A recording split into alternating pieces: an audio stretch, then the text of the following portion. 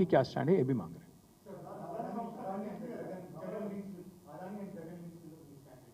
ఏం లింక్స్ ఉన్నాయి?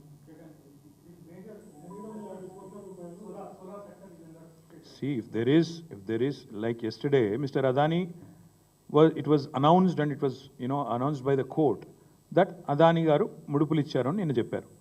అట్లాగే ఎవరికి ఇచ్చారో కూడా చెప్పమనండి. చెప్పిన తర్వాత డెఫినెట్గా చట్టం ప్రకారం, ధర్మం ప్రకారం, న్యాయం ప్రకారం ఏం జరగాలో చేయాలి. అది తప్పే ఉంది.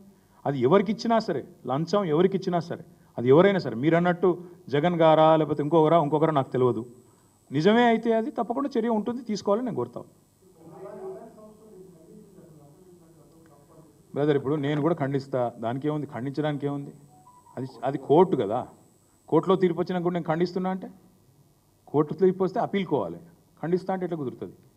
ఇప్పుడు లొంగిపోమనండి. మరి లొంగిపోయి నిజం ప్రూవ్ చేసుకోమనండి. కోర్టు ఇచ్చింది కదా, నేను ఇచ్చింది కాదు కదా. అది కాదు, ఇంకొక మాట కూడా నేను అడిగి స్పష్టంగా ఒకటి అడుగుతున్నా. ఇలా జగన్ ఉన్నాడా లేకపోతే కోర్టు ఏమన్నది, నేను మంచిగా ఉన్నాను అదాని సెల్ఫ్ సర్టిఫికేషన్ చేసుకున్నాడా, అది కాదు పాయింట్.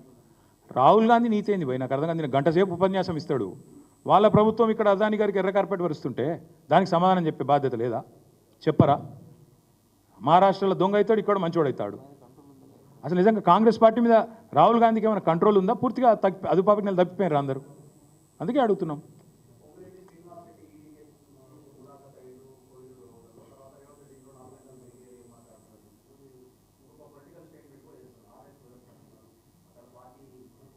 ఇదే నువ్వేమైనా కాదంటున్నావా? ఏంది కాదంటున్నావా అంటున్నా. ఇప్పుడు నేను చెప్పింది ఏదో వాస్తవం కాదని వాళ్ళని చెప్పమని నేను చెప్తాను. ప్రూఫ్ నేను బయట పెడతా.